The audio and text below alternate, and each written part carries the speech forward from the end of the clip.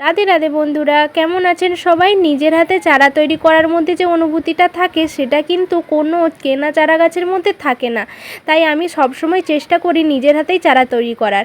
এই কিছুদিন আগে গন্ধরাজ ফুলের ডাল কাটিং করে বসিয়েছিলাম, ছোট ছোট পাতা বের হয়েছে, আর এটা ছায়ার মধ্যে রেখেছিলাম। আজকে ওই গাছের টবটা বাইরে বের করে দিলাম।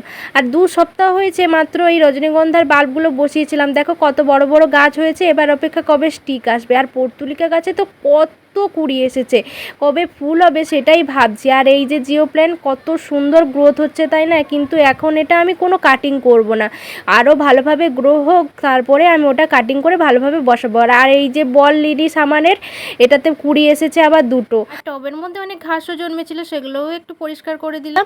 আর এই যে হ্যাঙ্গিং প্ল্যান্টারটা দেখিয়েছিলাম না সেই দিন তোমাদের, এটা দেখো কত সুন্দর গাছগুলো লেগে গেছে। আজকে একটু জল দিয়ে দিলাম, এবার অপেক্ষা যে কবে ফুল আসবে।